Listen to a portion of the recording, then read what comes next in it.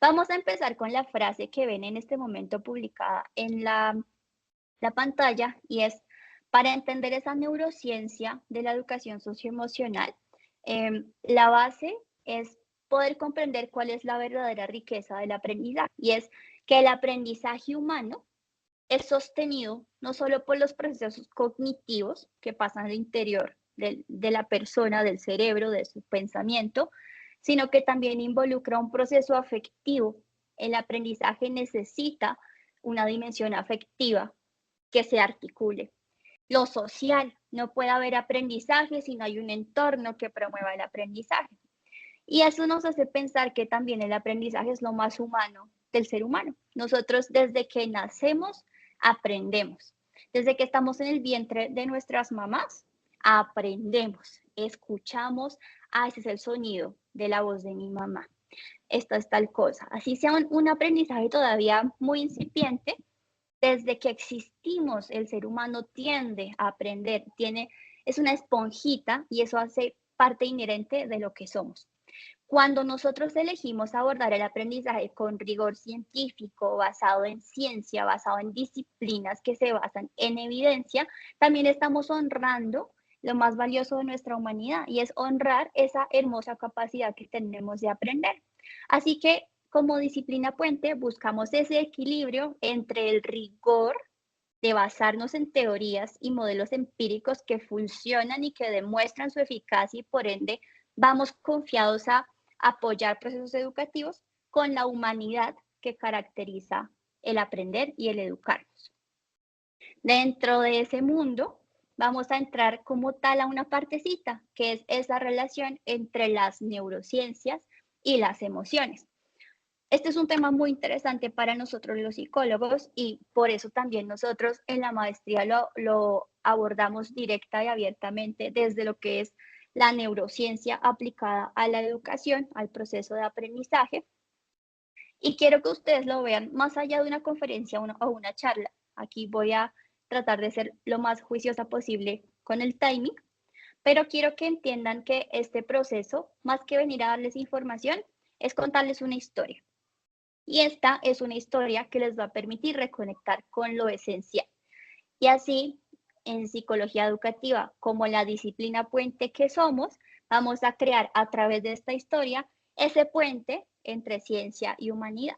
Y para ustedes va a ser, digamos que, aterrizado. Cuando hablamos de que la psicología educativa es una disciplina puente y eso suena como todo, como así, pues a través de la historia van a entender cómo se genera ese puente. ¿Listo? Entonces, para empezar con esta historia, les quiero preguntar y me pueden dejar ahí en el chat, ¿a qué asocian ese pequeño video que están viendo en este momento en pantalla? ¿Qué sentimiento les despierta? ¿Pensamientos? ¿A qué asocian esa primera imagen que están viendo en la pantalla?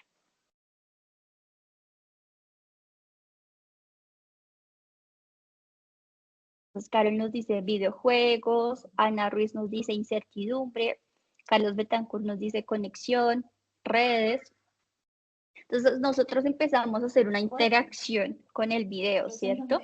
Miedo, dice otra persona, aventura, curiosidad, parece un lugar misterioso, parecen luces mágicas de Valiente, de la película Valiente, aventura. Entonces, claro, la angustia fue tal, por eso nos enamoramos, fuimos para migración.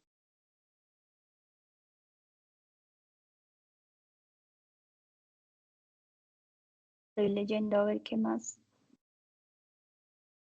Aventura, temor, selva, te parece una escena de Alicia en el País de las Maravillas, curiosidad, Harry Potter, mundo desconocido. Bueno, entonces ahí tenemos como todas esas primeras asociaciones, ¿cierto?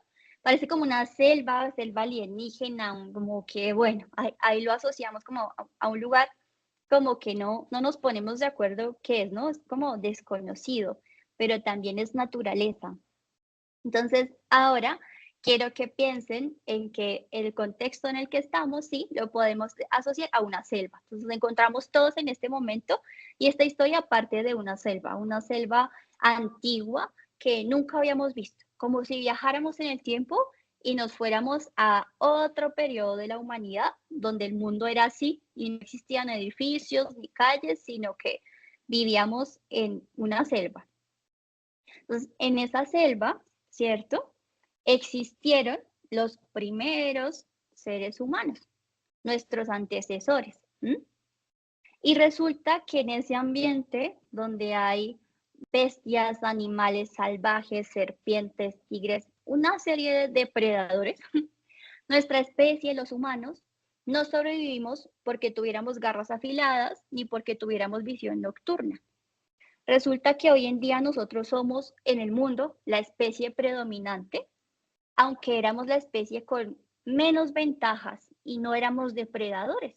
Los humanos no habían nacido o desarrollado lo que eran para ser una especie dominante. No lo eran. Y lo somos hoy en día. Y eso es por algo mucho más poderoso y sutil. Y es porque más allá de esas habilidades necesitábamos algo así como unos procesadores centrales. Es decir, algo pasó con la humanidad que nos hizo tener esa ventaja y ser lo que somos nosotros hoy en día. ¿Cuál fue esa ventaja competitiva? Esa ventaja evolutiva se dio gracias a una sola cosa que es demasiado maravillosa y es la cooperación. Cuando el ser humano se miró, ya cuando nosotros nos miramos y nos dimos cuenta que existíamos en comunidad y que podíamos cooperar y que podíamos coordinarnos, ponernos de acuerdo, eso cambió la historia del mundo y de la humanidad para siempre. Y resulta que esa ventaja competitiva o esa ventaja evolutiva es algo que permanece hasta nuestros días. Entonces, es muy valioso pensar que esos son como los orígenes de lo que vendríamos a ver en nuestro mundo actual. Eso nos permite entender otra cosa, y es que en la diversidad está la fortaleza. Y todas las diferencias que tenemos como seres humanos y toda esa diversidad que hay entre nosotros fue lo que sumó para construir lo que conocemos hoy como humanidad y lo que conocemos como sociedad. Desde empezar a cultivar, desde empezar a coordinar esfuerzos, desde empezar a guardar comida, hasta un mundo en el que hoy cooperamos, trabajamos en empresas e incluso hasta que hemos salido del mundo e ido a la luna. Entonces, nosotros tuvimos que pasar por este entorno de incertidumbre y de aprender a desarrollar esas habilidades para poder llegar a este mundo actual en el que estamos. Y ahí vamos a detenernos un segundo para ver la imagen que pueden tener ahí a continuación. Entonces, en este momento podemos mirar y a través de la imagen pensar en cómo habrán sido esos primeros seres humanos. Y esos primeros seres humanos tenían que hacer muchas cosas para sobrevivir. Entonces podríamos imaginar que dentro de esa selva donde habían especies que podían matar a pues, los seres humanos, que podrían afectarnos y nosotros éramos flacos, chiquitos, débiles en comparación con esas especies, pues algo teníamos que hacer. Entonces, ¿qué fue lo primero que pasó? Lo primero que pasó fue que decidimos trabajar juntos, sí, de verdad. Nos miramos y dijimos, si este hace X cosa y yo hago la otra, podemos ganar esta batalla contra las otras especies. Segundo, desarrollamos la técnica, es decir, cuando el hombre cogió una piedra y la raspó contra el suelo y se dio cuenta que cogía filo y que con ese filo podía cortar, pasaron cosas muy poderosas internamente y biológicamente que llevaron al desarrollo evolutivo del cerebro. Entonces, cuando se desarrolla la comunidad y se desarrolla la técnica, cambia la historia para siempre. Entonces ya empiezan a trabajar en equipo, a crear herramientas, ya sabemos que se inventa el fuego, que se inventa la rueda, pero lo que quiero que piensen es que eso fue necesario para que hoy en día nuestro cerebro sea lo que es, y es el entender al humano que podía caminar en dos patas, que podía coger una piedra, que podía raspar una piedra. Todo eso fue desarrollando que nuestras circunvoluciones cambiaran, que el cerebro tomara una forma, que el cuerpo cambiara su fisionomía hasta estar como estamos hoy. Y en ese proceso podemos imaginarnos unas como super habilidades que eran muy importantes para ese momento. Podemos pensar en el humano hiperenfocado, es decir, que en medio de garantizar la supervivencia de la especie, uno de esos homínidos, de esos seres humanos, podía pasar horas observando cómo se movía una hoja o memorizando cómo volaba un ave en específico. Y al pasar horas y horas y horas observando eso, se volvía un experto en patrones de la naturaleza. Y gracias a ese experto en esos patrones, ellos podían salvaguardarse y cuidarse, porque ese cerebro hiperenfocado fue el que permitió descubrir que había una planta venenosa, porque el hiperfoco le ayudó a darse cuenta que al cabo de muchas horas esa planta lanzaba un líquido y ese líquido mataba a los animales o a los insectos que estaban a su alrededor. Así que gracias a ese hiperfoco logró detectar amenazas y ese fue su rol en la supervivencia de esa tribu. Luego también podríamos hablar de otra superhabilidad, que sería el humano hiperalerta, el que estaba en estado hiperalerta. Entonces, mientras los otros cazaban, mientras los otros construían la herramienta, este podía estar muy pendiente, vigilante de las especies, porque los depredadores pueden ser muy sigilosos. Entonces, si había una persona hiperalerta, permitía que otros descansaran para él estar vigilando y decir, se movieron las hojas, viene una serpiente, se escucha un ruido extraño, tiene un león, ¿sí? Entonces, ese sistema de alerta permitía que detectara a los depredadores antes de que atacaran y entonces la tribu podía reaccionar, funcionando como un escudo para el grupo. Así que ese estado de hiperalerta fue un superpoder para esa tribu. Y otro ejemplo podría ser el sintetizador. Entonces imagínense que el homínido, el ser humano cavernícola, como le quieran decir, sintetizador, ahí como que todos decían que iban por un camino y él veía múltiples caminos. Él no veía solo el camino de siempre, sino que a través del árbol, si trepaban el árbol y cogían la soga a lo Tarzán, podían no pasar por un camino peligroso, como que veía más conexiones de las que los otros no veían, o sea, no tan lineal. Y esa capacidad de ver las cosas de forma diferente permitió ver que había otras formas de avanzar por el camino, como las sogas, las lianas, a través de los troncos, a través de agua. Entonces, esa mirada le permitió enriquecer el buscar caminos diferentes a donde estaban los depredadores. En conclusión, esas habilidades fueron superpoderes muy valiosos para nosotros como especie. Y resulta que hoy en día esas habilidades las vemos en la neurodiversidad. La neurodiversidad no es solamente la neurodivergencia o cuando hablamos netamente de procesos inclusivos. Por supuesto que sí, pero la neurodiversidad es que no hay un cerebro igual en el mundo y eso es algo que hay que tener en cuenta. No hay dos cerebros iguales, a pesar que en la estructura es la misma, ¿cierto? Idealmente, pues internamente la forma en la que se tejieron las conexiones de nuestras neuronas es completamente diferente. No hay dos cerebros iguales, porque no hay dos personas iguales y no hay dos personas que hayan vivido exactamente las mismas experiencias e interpretado y vivido todo exactamente igual, como para que sus neuronas se conecten de la misma manera. Entonces, eso es muy importante porque eso es la diversidad. Es que en este momento habemos 114 cerebros diferentes en este espacio. Resulta que con el tiempo, muchas de estas habilidades, pues, son funcionales, pero ya no vivimos en la selva. Y este tipo de habilidades pues se han vuelto incluso retadoras. Entonces lo que en su momento ese cerebro hiperenfocado garantizó la supervivencia de la especie, hoy se asocia a temas como el TDAH o el autismo. Ese cerebro hiperalerta que nos ayudó a vigilar para que los otros pudieran descansar, hoy puede ser una característica que se alude a la ansiedad, por ejemplo, a trastornos de ansiedad generalizado. Y el que era sintetizador y veía toda esta diferencia podría tener hoy en día una alusión a el pensamiento lateral o a problemas o a situaciones como la dislexia. Entonces uno dice, mira cómo son las cosas y mira cómo nuestro cerebro igual está lleno de funciones y lo que tenemos que hacer es como encontrar la forma de enfocar y encauzar y apoyar porque el contexto es un contexto que va cambiando mucho.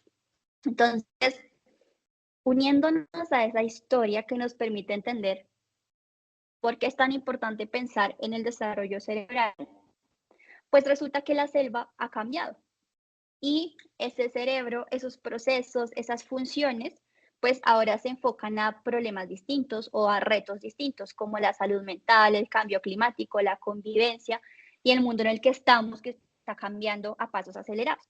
Pero resulta que hay algo que permanece y es, podemos estar en un mundo con inteligencia artificial, ¿sí? Un mundo que ya tiene robots, un mundo que es muy diferente al mundo que conocimos cuando éramos niños, un mundo que transicionó del mundo análogo al mundo digital y ahora la era de la inteligencia artificial. Todo ha cambiado mucho, pero la base, el cerebro, sigue siendo el mismo, cómo funciona el cerebro sigue siendo lo mismo, y la esencia, lo que somos como seres humanos, desde hace miles de años permanece. Los filósofos griegos pensaban, comían, dormían y nosotros también. Entonces, hay cosas que permanecen y por eso vale la pena conocerlas. En este slide que vemos parte de esa transformación y ahí nos vamos adentrando hacia lo que sería ya propiamente esa área socioemocional. Entonces, ¿qué tenemos? Una misma esencia y un diferente contexto. Aquí podemos ver el mismo miedo que se activaba con el niño cavernícola cuando se encontraba con un león, es el miedo que se activa en un niño cuando puede ser víctima de una agresión escolar o puede ser víctima de bullying o acoso escolar. Y es porque el sistema nervioso, el cerebro y las reacciones son exactamente las mismas. Entonces, imagínense que un niño reacciona biológicamente, fisiológicamente, igual a que si viera un león. Realmente a nivel biológico la activación es exactamente la misma, el proceso cerebral, el proceso nervioso es el mismo, la información pasa por el sistema parasimpático, eventualmente responde el sistema límbico y no llega a corteza cortical, ¿sí? No llega a una respuesta cortical porque es una activación fisiológica que funciona de esa manera. Entonces, tenemos que ayudarnos para que esas bases neurofisiológicas, al conocerlas, podamos orientar de mejor manera esa respuesta para que la activación, pues digamos que pueda ser mucho más manejada. Y ahí es donde entra la importancia de la educación socioemocional. ¿Hasta ahí me siguen la idea?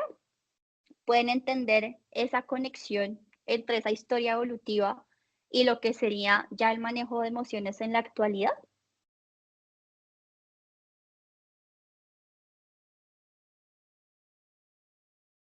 Listo, ahí en el chat me dicen que sí y tengo sus reacciones en corazoncitos y manitos. Listo. Entonces, ahí vamos como con esa línea, vamos entendiendo, listo, ya pasamos por la selva, feudalismo, edad media, todo lo que queramos imaginar y ¡pum! Llegamos a hoy. Hoy, esta charla, esta fecha. Entonces, hoy estamos así con nuestra humanidad, nuestro cerebro, todo eso, en el foco de las megatendencias a lo que nos interesa a nosotros, las globales en educación. Entonces, a nivel educativo hay crisis de aprendizaje, el cambio climático está afectando los procesos educativos, la brecha digital, entonces hay gente que está usando un montón de IA y hay niños que ni siquiera tienen acceso a luz las 24 horas del día, entonces hay una brecha que amplifica la desigualdad. La inteligencia artificial tiene desconcertados a los profesores, a los estudiantes, es muy confuso cómo se integra correctamente en el aprendizaje. La salud mental y emocional siempre ha sido importante y después de la pandemia con especial relevancia, entonces ahora uno como docente puede que no sepa bien cómo manejar todas las situaciones o como persona que trabaja en educación no es tan fácil porque la salud mental importa, pero no sé cómo articularla, no tengo ese conocimiento. Y un mundo cada vez más abierto, globalizado e intercultural. Entonces, en esas tendencias es donde nosotros aterrizamos y dentro de eso, la conexión nos la da específicamente el aprendizaje socioemocional. Entonces, cuando hablamos de educación socioemocional, la forma correcta de encontrarlo va a ser aprendizaje socioemocional o en inglés socio-emotional learning. Entonces, cuando nosotros unimos ambas cosas, lo que vamos a tener es un proceso de aprendizaje donde no solo las emociones importan para que yo aprenda matemáticas, biología, química, introducción al derecho o a la macroeconomía, sino donde las emociones también importan para ser aprendidas.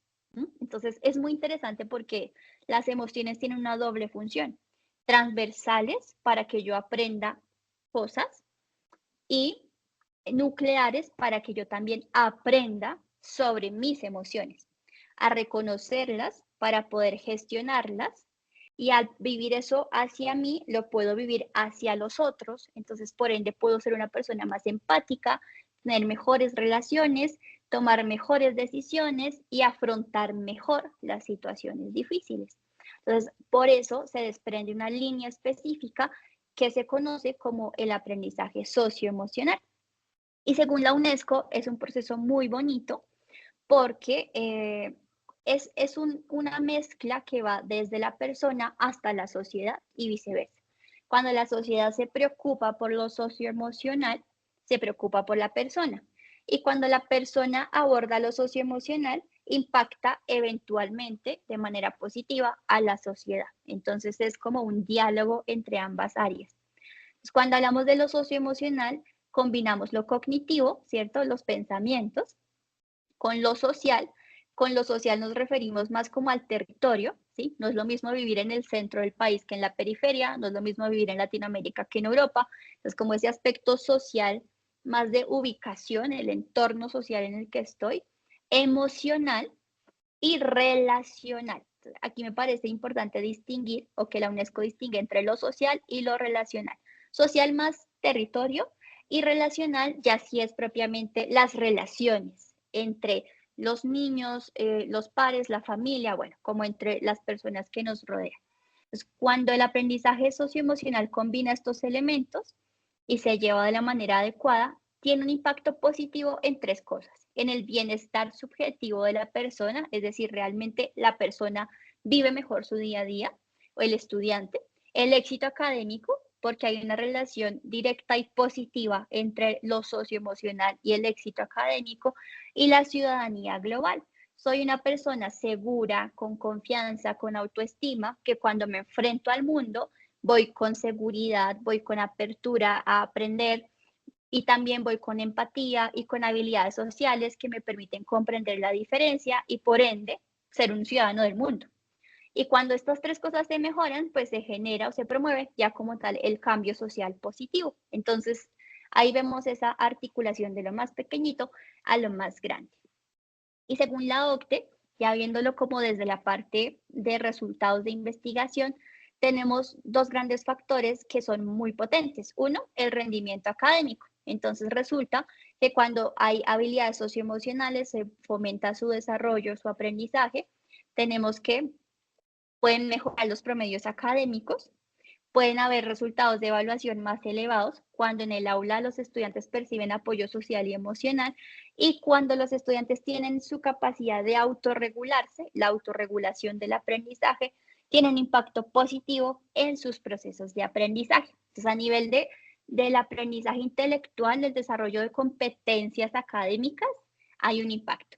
Y en el clima y la convivencia también, porque resulta que cuando fomentamos esto en nuestros estudiantes, se disminuye la participación en conductas problema, es decir, hay menos estudiantes que aplican el acoso escolar y hay menos estudiantes con prácticas violentas, lo cual es muy potente. Y luego, cuando el clima es positivo en el aula, es decir, hay una buena relación entre el profesor, los estudiantes, profesor-estudiantes y estudiantes con otros estudiantes, se genera una mayor motivación. Entonces también aumentan las probabilidades de alcanzar los objetivos que se proponen en el aula. Esto ya con, digamos que información científica que nos lo permite encontrar. Y dentro de eso, pues las prácticas pedagógicas son fundamentales. Esas prácticas pedagógicas implican tres cosas muy concretas y es que se pueda fomentar un clima de apoyo en el aula, que esas relaciones se puedan generar entre docente y estudiante y los mismos estudiantes y que la enseñanza y la práctica de lo socioemocional sea explícita. Es decir, no asumimos que los estudiantes aprenden eso en otro lado. Por supuesto que lo deben aprender en muchas áreas de su vida, sino que nosotros en el entorno de enseñanza también brindamos los espacios para practicar activamente esas habilidades socioemocionales. Entonces, de esa manera, nosotros lo vamos a poder, digamos que entender, abordar y manejar con una mayor apropiación. Para atarlo ya digamos que en concreto a esta tercera parte que sería verlo desde el punto de vista puramente de la neurociencia, tenemos como un cuentico. Entonces les voy a mostrar el cuentito. Ya vimos como lo macro, entender todo eso evolutivo que pasó. Pasamos a ver en la actualidad la gran sombrilla, que es el aprendizaje socioemocional, y ahora vamos a ver cómo eso biológico se articula, se teje el puente, ¿cierto?, con las emociones, esa relación emociones-cerebro, a través pues de un pequeño cuento que se los puede ayudar a ilustrar, sobre todo si no tenemos conocimientos tan profundos en neurociencia. Esta es una manera de verlo. Este es un cuento que se hizo pues, pensando en enseñarlo como para dummies a través de una historia. Entonces les voy a mostrar y ustedes ahí van a poder entender un poco cómo se da ese proceso. ¿Listo? Entonces, esta es la historia de Sofía, que es una estudiante que tenía un secreto y es que su cerebro se llamaba el centro de control de Sofía. Y resulta que tenía muchos amigos, ¿no? Como una especie de intensamente, para los que se vieron la película. Entonces, la líder del centro de control se llamaba Sabina o también Prefor. Prefor, que es la corteza prefrontal. La corteza prefrontal literalmente queda aquí donde está nuestra frente. Entonces, esta partecita del cerebro de Sofía era como la líder y es quien se encarga de que todo se mantenga en calma y en orden, como si fuera una reina sabia en el trono que permite tomar decisiones, darle manejo a todo lo que pase y como que podemos confiar en ella. Resulta que un día a Sofía le pasó algo y es que el profesor dijo examen sorpresa.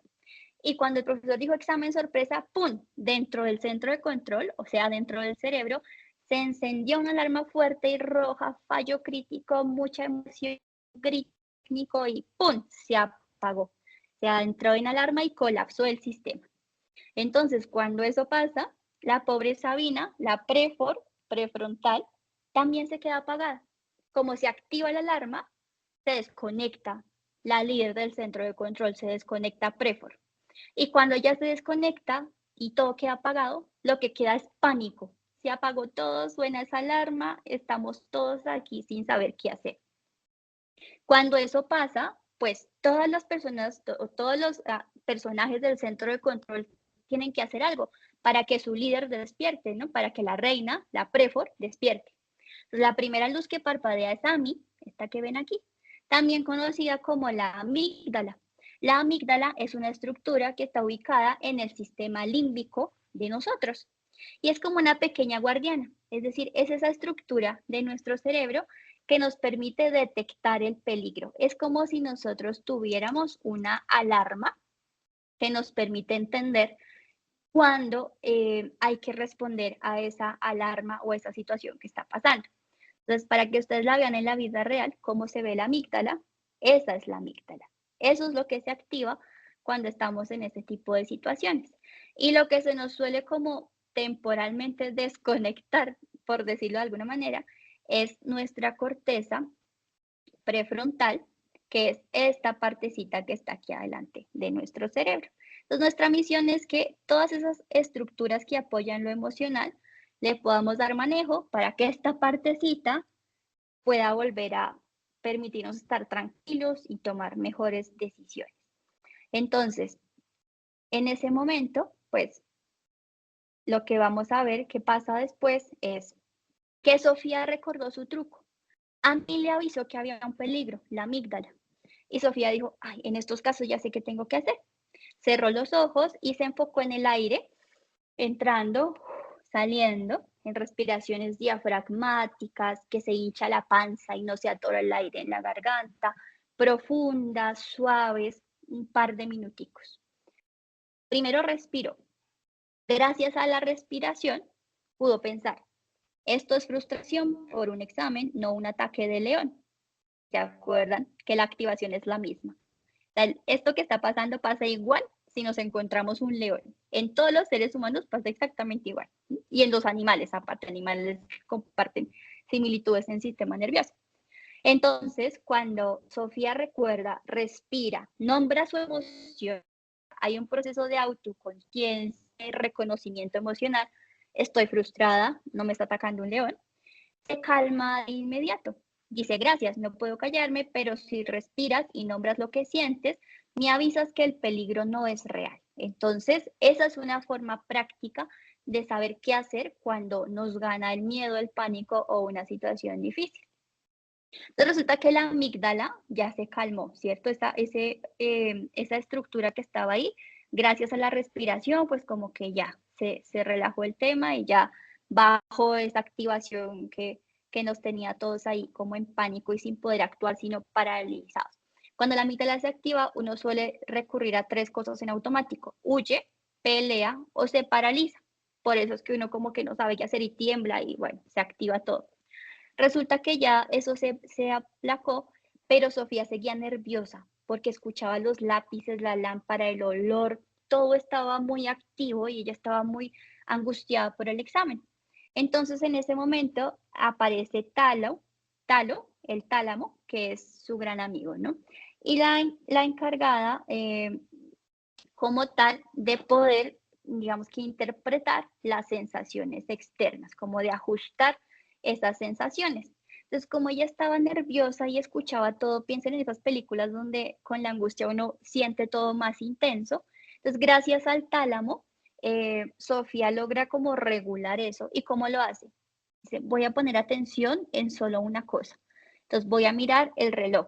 Tic, tac, tic, tac. Me voy a enfocar solo en lo que está pasando con el reloj. Y al concentrarse solo en eso, el tálamo, dijo, oh, gracias, me salvaste, ¿sí? Entonces, como tenía tanta estimulación, al enfocarte tú en el reloj, al enfocarte, me ayudaste a mí a filtrar información y volverme a concentrar, entonces le bajé a la sobrecarga. Entonces ahí vemos cómo se conecta una habilidad socioemocional con una estructura, que en este caso es el tálamo. La alarma ya está tranquila, ¿sí? La amígdala, gracias a la respiración, a nombrar la emoción. Luego ya el tálamo, gracias al foco, al ejercicio de atención y concentración. Entonces, ya Sofía como que dijo, bueno, no, pero yo, ¿por qué me asusté tanto? Entonces dijo, ¿qué sería, no? La respuesta estaba en el hipocampo, que en esta historia se llama CAN. Entonces, lo que necesitaba Sofía era activar su hipocampo, recordar y poner el examen en un contexto. Entonces, a ella le ayudó a entender yo por qué me frustré. Ah, porque cuando el profesor dijo examen sorpresa, me acordé que yo perdí el examen de matemáticas el mes pasado. Y al haberme acordado de eso, me angustié. Ok, entonces mi memoria me permite entender que yo a veces asocio situaciones que estoy viviendo con situaciones anteriores donde no me fue tan bien. ¿Les suena conocido? Piensen, por ejemplo, cuando uno inicia una nueva relación de pareja y de pronto quedan rezagos de la anterior, entonces la persona entra a una nueva relación con miedo de ser engañado, con miedo de que vuelvan a haber gritos, con miedo de volverme a sentir mal. Entonces, esas memorias se pueden activar y entonces también tenemos que trabajar en eso, ¿no? Pero este ejemplo pues nos lo permite ver muy bien. Entonces, gracias a que ella logró entender que había asociado el examen con la vez pasada en la que había perdido el examen, el hipocampo ya le dice, mira, yo conecto las emociones con los hechos, entonces, claro, como que al activarlo y asociarlo al fracaso, pues te angustias, pero cuando entiendes que estás asociando algo que te pasó en el pasado, es una oportunidad para aprender, para que tú digas, sí me pasó en el pasado, pero ahora cómo puedo hacerlo distinto. Y eso, si lo enfocamos desde la habilidad socioemocional, en lugar de ser un freno, se vuelve una motivación para tomar los errores del pasado o lo feo del pasado y convertirlo en un motor de impulso para hacerlo mejor en el presente y en el futuro. Entonces, todo eso pasó por Sofía y ella dijo, ok, ya estoy tranquila, ya. Como ya estaba tranquila, se dio cuenta que su amigo estaba igual. O sea, como ya se controló, se enfocó en el examen, ¡pum! Volteó a mirar y su amigo Daniel estaba igual. Entonces, cuando vio que Daniel estaba igual de paralizado que ella, activó las neuronas espejo. Entonces le pasó una notita que decía, tú puedes con esto. Entonces, gracias a las neuronas de espejo, digamos que también lo que nos permiten es poder entender a los demás, ayudar a los demás. Entonces, como ella sabe lo que se siente estar bloqueando un examen y ve a su amigo y no quiere que le pase lo mismo, entonces le dice, oye, tranquilo, tú puedes, respira. Lo que está pasando en su cerebro es que la empatía se activa por sus neuronas de espejo. Entonces, ahí vemos cómo desde el conocimiento emocional más para mi propio bienestar, digamos que el desemboque o en donde culmina también es en la experiencia de la interacción social, porque también puedo integrar todo esto y llevarlo a ayudar a los demás. Entonces, ¿cómo termina esta historia? Pues ya Sofía, totalmente despierta, tranquila, responde su examen, como ve a su amigo angustiado y siente como esa empatía, pues le dice al profesor, es que Daniel necesita un poco respirar porque está muy asustado. Entonces, al hacer eso, ya lo vuelve una habilidad social y es entender que su amigo necesita ayuda, saber que necesita respirar e incluso poder intermediar para que pueda apoyarlo su ambiente social, que en este caso es el profesor. Entonces ahí lo vemos y decimos, ah, mira, ya todo esto se integra y esto nos permite mejorar hacia adentro y mejorar hacia afuera. Entonces de esa manera podemos entender que todo este funcionamiento cerebral no es solo para comprender lo que pasa internamente con nosotros, sino que las habilidades socioemocionales son tan valiosas que existen múltiples estructuras en nuestro cerebro diseñadas de manera muy especial para poder tener respuestas socioemocionales. Y anclándolo a lo que les dije al comienzo, es porque nuestro cerebro evolutivo necesitaba sobrevivir. Entonces aquí pueden ver cómo se vería si es cuando eso se activa en nuestro cerebro. Pueden ver aquí un poquito cómo qué estructuras se activarían, que es lo que acabamos de ver en el cuento. Cuando hablamos de conciencia emocional, que es esa capacidad de reconocer, imagínense que es algo así lo que pasa en el cerebro. Se alumbran ciertas estructuras que nos permiten como tal tener esa capacidad de desarrollarlo. Tálamo, amígdala, corteza medial, neuronas espejo, todo eso producto de la evolución, todo eso producto de mirarnos, de colaborar, de tener que sobrevivir en la selva y nos quedó ese legado socioemocional que hoy necesitamos más que nunca. Así se vería la conexión de la regulación emocional en áreas como la prefrontal, la cingulada, la amígdala, el hipotálamo. La autonomía emocional se vería como algo de este estilo si se viera de alguna manera, donde está la medial frontal, prefrontal, la orbitofrontal y el septum, o sea, mucho lóbulo prefrontal y el septum. La competencia social se vería como algo de este estilo, también muy prefrontal. Ahí están la orbitofrontal también, la ventromedial y la prefrontal en su mayoría. Y las competencias más hacia afuera, entonces, esta es una forma en la que nosotros también podemos llevar esa complejidad de la neurociencia que a veces como que nos queda tan por allá, tan abierta a lo que sería. Eso es lo que pasa y básicamente nuestro rol como líderes socioemocionales es poder entender esa complejidad teórica y empírica para llevarlo a la práctica. Cuando nosotros entendemos esto que pasa en nuestro cerebro, cambia. Si yo como persona, listo, yo soy la persona que expone hoy, ¿sí? La conferencista, pero yo como persona, saber todo esto me ayuda mucho en mi día a día. No porque sea yo una persona, pues, uy, un ser de luz que maneja maravillosamente sus emociones. No, soy un ser humano, pero esto sí me permite tener mejores respuestas emocionales y mejores respuestas socioemocionales, porque yo entiendo que tengo un gran aliado que es mi cerebro y yo entiendo que es un proceso en el que yo tengo millones de años de evolución aquí puestos para hacerlo bien. Confío en que tengo un sistema desarrollado para hacerlo y la libertad para entrenarlo, porque ese es como el cierre que hago de la parte ya de lo que sería la educación socioemocional y es, existe la educación socioemocional porque son competencias y como son competencias, son habilidades que se pueden adquirir y entrenar. Antes se creía que no, que eso yo venía con mi forma de ser y mi personalidad desde niño y ya eso me quedaba yo así. Y hoy en día sé que puedo entrenar habilidades sociales, que puedo potenciar mi empatía, que puedo potenciar mi autoconocimiento, mi autorregulación, y saber que lo podemos aprender, pues transforma todo.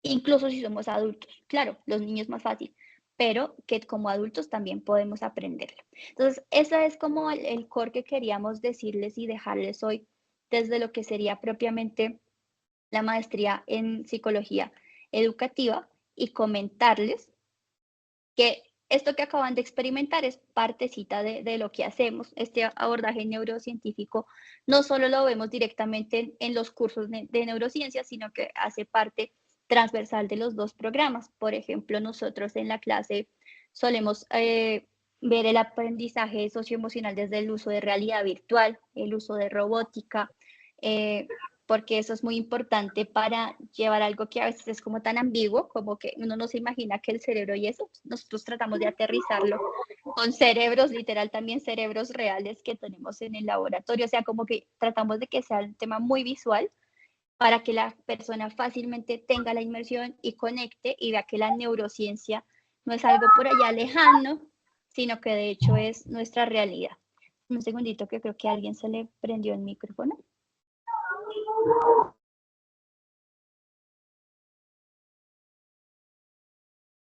Listo. Creo que me tomé el atrevimiento de silenciar porque de pronto a alguien se le silenció, se le abrió sin querer.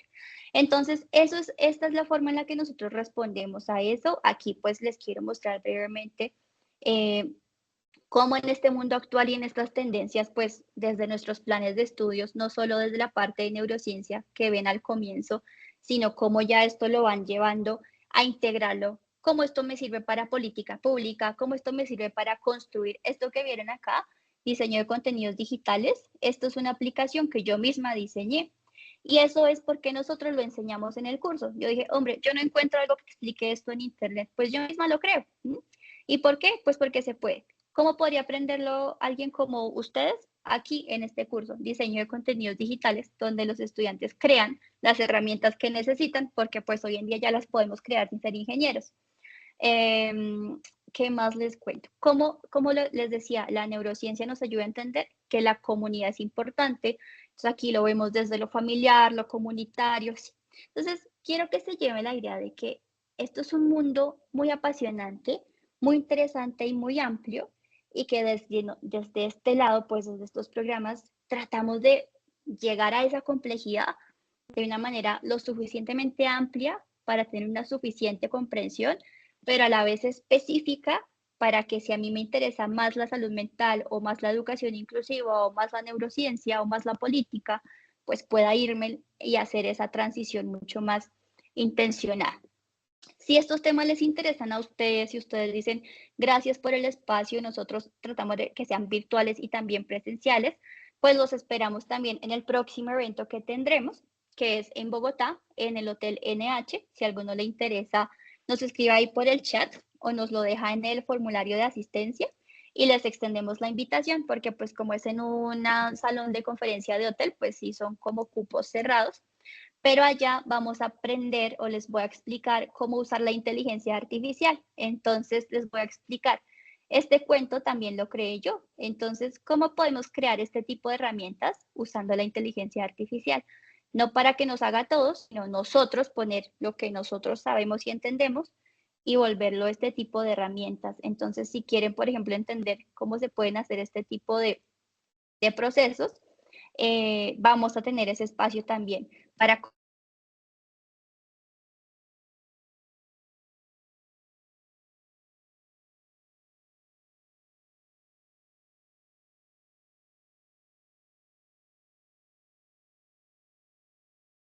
ya, que se me desconectaron los audífonos. Entonces, es para conocer más de cerca la maestría, porque el foco, por supuesto, es que ustedes conozcan el programa. Es un programa que estamos lanzando. Ya tenemos un grupo interesante de estudiantes, pero queremos que más personas lo conozcan y que más personas se animen a este programa que es muy innovador y transformador, pero que también a la par les sigamos brindando herramientas. Esto es un evento que no tiene costo, que es abierto, conocen la maestría y de paso aprenden cómo usar este tipo de herramientas. Entonces, en este momento les voy a dejar el registro de asistencia a quienes les interese Vamos a dejar algunos fragmentos del webinar grabados con acceso abierto, entonces si les interesa, ustedes pueden en el registro de asistencia, pues ponen sus datos para que les enviemos el material. Si tienen dudas, preguntas, inquietudes, también las dejan ahí.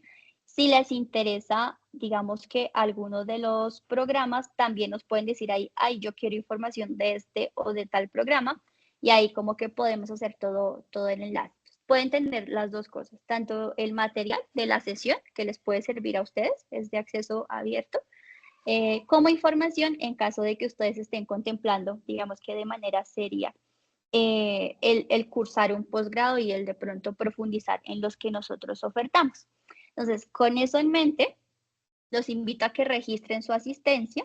Ahí pueden poner si no quieren recibir información de maestría, porque también puede ser, no, por ahora no me interesa, pero si me interesa tal cosa, o sea, es súper amigable con ustedes para no hacerles spam, para que ustedes lo puedan registrar con paz, que también nos interesa saber cuántas personas están viniendo a nuestros webinars y si vale la pena seguirlos haciendo.